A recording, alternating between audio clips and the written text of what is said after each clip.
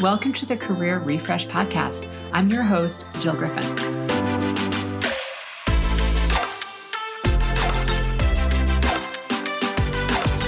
I'm a former media and marketing executive turned career strategist and executive coach. I spent my career working my way up and through the ranks of global organizations and startups, and today I show others how to do the same. Join me each week as we discuss the strategies and actionable steps to leverage your strengths, increase your confidence, and develop your career well-being. Ready? Let's do it.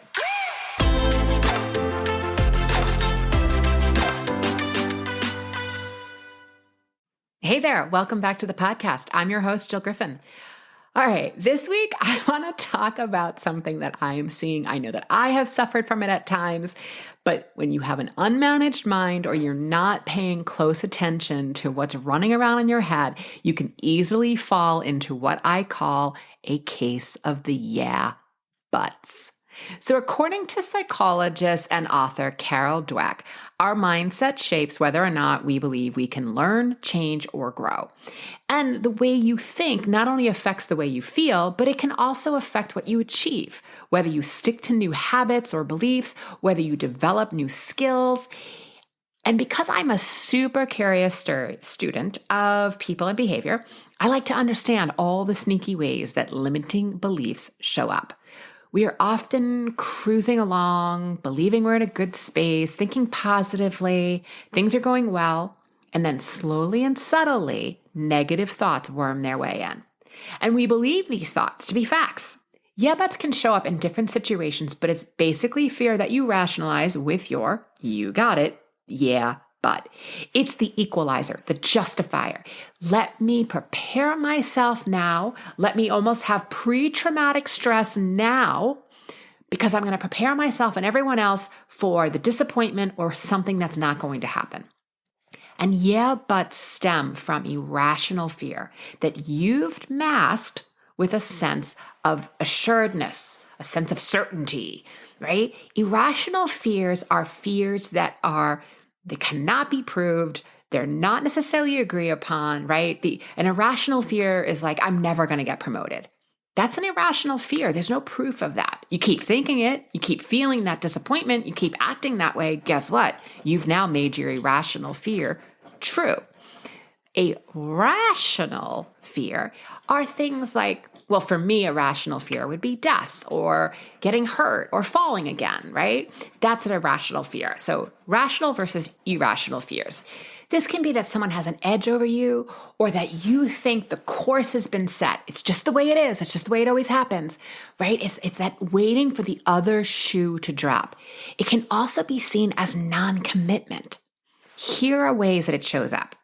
So these are most likely all thoughts in your head, but once in a while, if we're not watching ourselves and managing our minds, they can definitely slip past the lips. Someone says to you, "Oh, I heard you got an interview this week. That's awesome." You think, "Yeah, but I've been on so many interviews at this point, so I don't know why this is going to be any different because I'm never the finalist." Someone says, "Hey, I heard you were tapped to lead the new account. That's awesome." Your thought says, "Yeah, but I don't really know what I'm doing."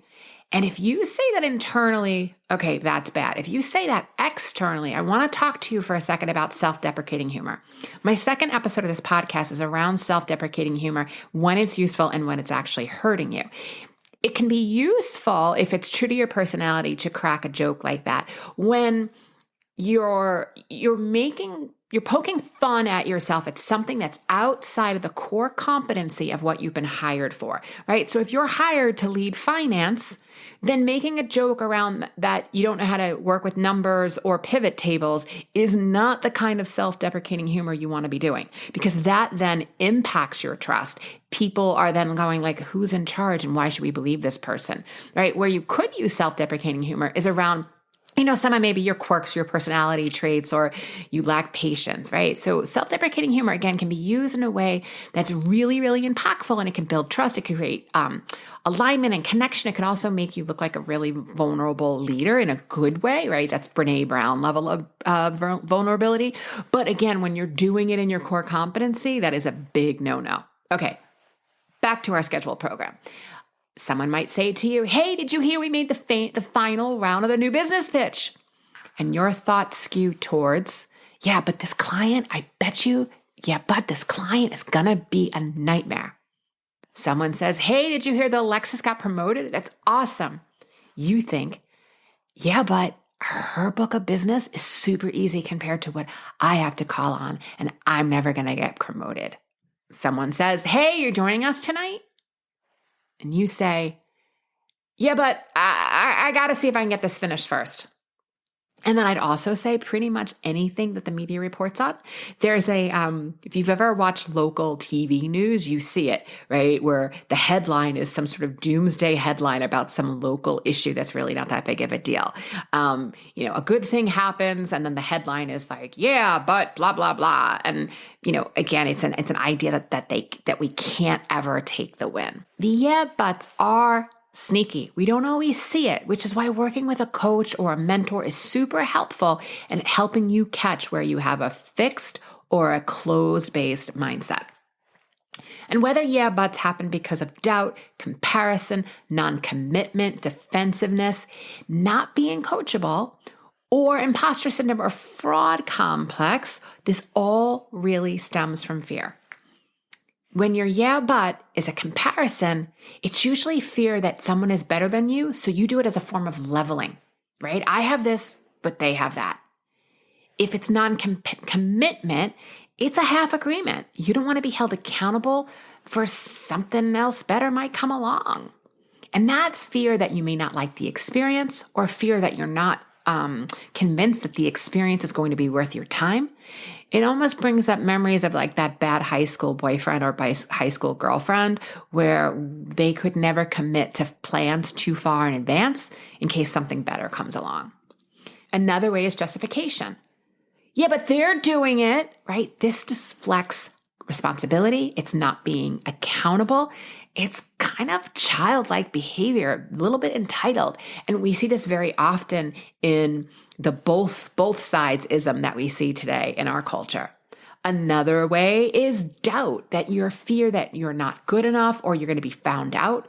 There could be a defensiveness that is around self-protection, protecting you against shaming, other people's opinions, or failure. You are afraid of what someone else might think about you. And look, in a workplace environment, fearful people don't necessarily act scared the way we think they would. Fear can show up as anger, defensiveness, and the more casual, yeah, but fear means that you're normal and that you're wired for survival. Fear falls into the two camps of rational and irrational fear. So let me tell you a little story. Recently, I took on a really big corporate assignment, very excited about it. And I work with individuals one-on-one because I love to help leaders at all levels. And it also helps me understand the nuances of the office. I work with teams in the office because it helps me improve their dynamics, and it gives me an opportunity to revolutionize the workplace, productivity, and also improve people's career well-being. It's all a personal mission of mine.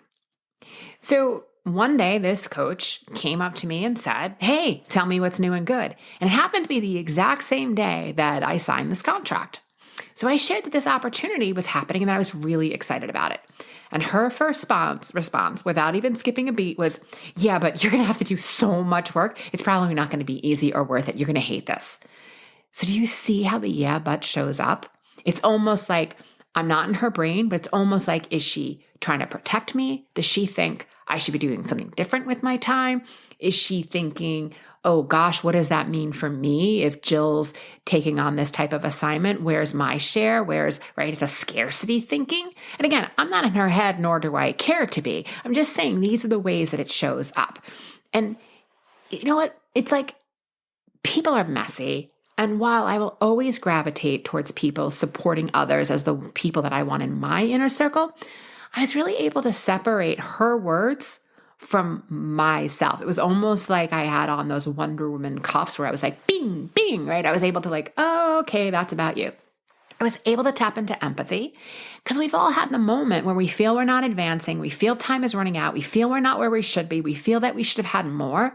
And that irrational fear can be really crippling. So are your yeah, buts rational and factual? Or are they based on your thoughts and the story you're telling yourself and you believe your thoughts? Without your mind, there is no fear. Let that sink in. So this is not the time to judge yourself because your fear is going to get worse and your yeah buts are going to grow because you resisted them. You wanted to bury them. You didn't want to know about them. You didn't want to investigate them. You just pushed them under the rug. Evolutionary biology is still running the show. And it's going to be running the show for at least our level of evolution. The brain is trying to keep you safe. Just notice where your yeah buts come from. Ask yourself, what is it that I'm avoiding? What is it about this particular situation that it's making me super uncomfortable? And then what are you making that news or the information, what are you making it mean? If you get to the root of your yeah buts, you can get back into a growth mindset, into a positive and open mindset much faster. And then when you're there, you'll be able to see what's possible for you. All right, my friends, as always, let me know what you're thinking. You can send me an email at hello@jillgriffincoaching.com. And I appreciate you. And I appreciate you being here each week. So thank you so much. Have a great week, and I'll see you next time. Hey, thanks for listening to the Career Refresh Podcast. If you're enjoying this and you want more information, go to my website, jillgriffincoaching.com. There you can find information on how to work with me one-on-one or my group programs, or even bring me into your workplace. I'll put the link to my website in the show notes. But hey, listen, before you go, do me a favor, rate and review this podcast because it definitely helps me get the word out to people everywhere so that they can also thrive in the workplace. All right, friends, I appreciate you. I'll see you soon.